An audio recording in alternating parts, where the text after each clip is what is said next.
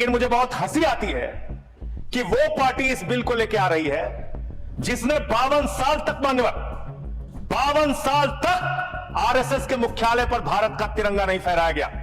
भारत के तिरंगे का अपमान किया गया। केजरीवाल जी की एक चिट्ठी पढ़ना चाहता हूं सर। ये डॉक्यूमेंटेड चीज कैसे नहीं पढ़ने देंगे।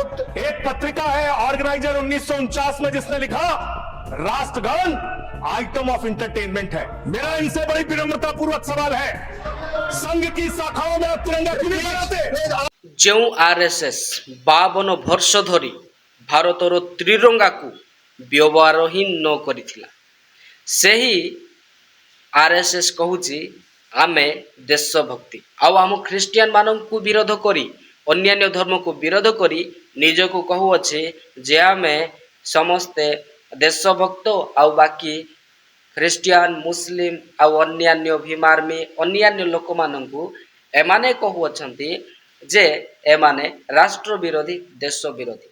आपण माने निजे चिंता करंतु कौन जो माने भारतर त्रिरंगा को व्यवहार करे पाई लज्जित करुथिले व्यवहार ही करुनथिले सेही आरएसएस कौन भारतर देशभक्त सेही आरएसएस जो माने भारतर राष्ट्रीय संगीत को एक एंटरटेनमेंट मतलब मजाक आउ जते बेले टाइम पास करा जाए सही गीत बोली से माने कहिले सही राष्ट्रीय गीत को मध्य अपमान कले सही आरएसएस कौन देशभक्त।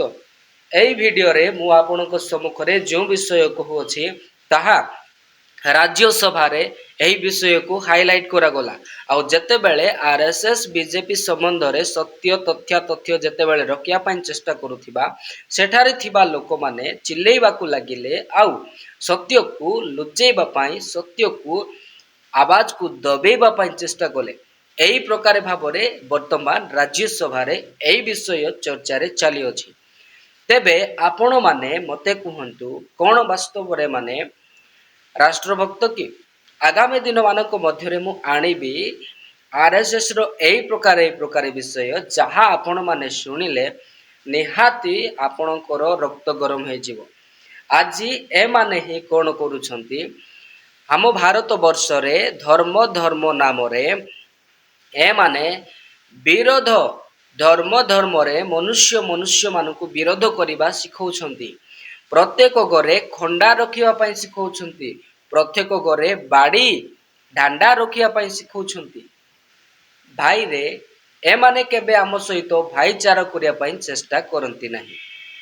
आपण मते कहंतु बाड़ी डांडा खंडा क्यों ठारे दरकार शत्रु मानंकु आमर शत्रु किए भारत देशर पाकिस्तान होई पारे अन्यान्य देश होई पारे सेमानंकु युद्ध करिया पई सेना सैन्य गठन करा जाई अछि आउ आमे आम मानंकु सुरक्षा देबा पई आम भारतर आर्मी माने बॉर्डर रे अपेक्षा करी सेना मानंकु युद्ध करूछंती किंतु ए माने कोन करूछंती आम भारत देश रे थिबा भाईचारा को न रखी ए माने भाई भाई मध्य रे धर्म मध्य रे ए माने युद्ध करूछंती।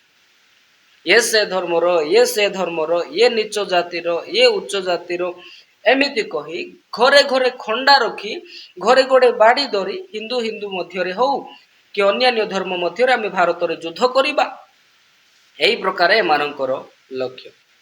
आपण मते कहंतु युद्धर आवश्यक कौन निज घरे हुए कि ना बाहर रे आमे अन्य देशर सहित युद्ध करिया पाई सेना गठन करिअछे किंतु एमाने कोन करूछंती आम मध्य रे युद्ध करूछंती ताहा पुणी को मानक ऊपर कम माइनॉरिटी मानक ऊपर अल्प संख्यक मानक ऊपर एई विषय मते कहिबाकू पड़ू अछि कारण एमानक विषय रे मध्य आज सामना सामने सत्य लोक माने कहू अछंती आउ आपण माने जानिबा दरकार विशेष करी गाँ गहली को जाई एमाने अन्यान्य धर्म विरुद्ध रे बेसी शिक्षा दउछंती तेणु करी सावधान रुहंतु। एही प्रकार कार्य करुथिबा लोक माने केबे आपणकर उन्नति चाहिबे नाही। तेणु करी भारत देशर गोटिए नारा आमे हिंदू ख्रीस्टियान सिख ईसाई आमे समस्ते भाई भाई प्रत्येक धर्म को सम्मान देबा दरकार प्रत्येक धर्म को आमे माने इज्जत करिबा दरकार मनुष्य को चिन्हिबा दरकार मानविकता को रखिबा दरकार ଯଦି ମାନବିକତାକୁ ହିଁ ନଷ୍ଟ କରାଯାଏ ମଣିଷ ବଞ୍ଚିକି ଲାଭ କ'ଣ? ତ ଏହି ଭିଡ଼ିଓରେ ମୁଁ ବାସ୍ ସେତିକି କହିବି, ଆମେମାନେ ସମସ୍ତେ ମିଳିମିଶି ରହିବା ଆବଶ୍ୟକ ଅଟେ। ଯେଉଁମାନେ ମଧ୍ୟ ଧର୍ମ ବିରୁଦ୍ଧରେ ଆପଣଙ୍କୁ ଶିଖାନ୍ତି ସେମାନଙ୍କୁ ଆପଣ ନିହାତି ଜବାବ କରନ୍ତୁ ଏବଂ ପୋଲିସ ଥାନାରେ ମଧ୍ୟ ଦେଇଦିଅନ୍ତୁ। ତ ଆପଣମାନେ ଏହି ଭିଡ଼ିଓ ସମ୍ପର୍କରେ କ'ଣ କହିବେ? ଆପଣଙ୍କର ମତାମତ ଲେଖି ଜଣାଇବେ। ହଁ, ଆସ ଆମେମାନେ ଖ୍ରୀଷ୍ଟିଆନ ଭାରତ ଦେଶର ଶାନ୍ତି ଶୃଙ୍ଖଳା ବଜାୟ ନିମନ୍ତେ ସର୍ବଦା ପ୍ରାର୍ଥନା କରିବା। ତେବେ ଆପଣ କ'ଣ କହିବେ କମେଣ୍ଟ କରନ୍ତୁ। ପୁଣି ଦେଖାଇବା ଆଗାମୀ ଭିଡ଼ିଓରେ। ଆପଣ ସମସ୍ତଙ୍କୁ ପ୍ରେଜ୍ ଲର୍ଡ। हर लाइक हर कमेंट की कीमत हमेशा रहेगी हमारी पहचान। मिलेगा प्यार मिलेगी दुआ, ये सफर यूं ही चलेगा। प्रभु को महिमा मिले आप सभी ऐसे ही साथ बने रहे। जय मसीह की।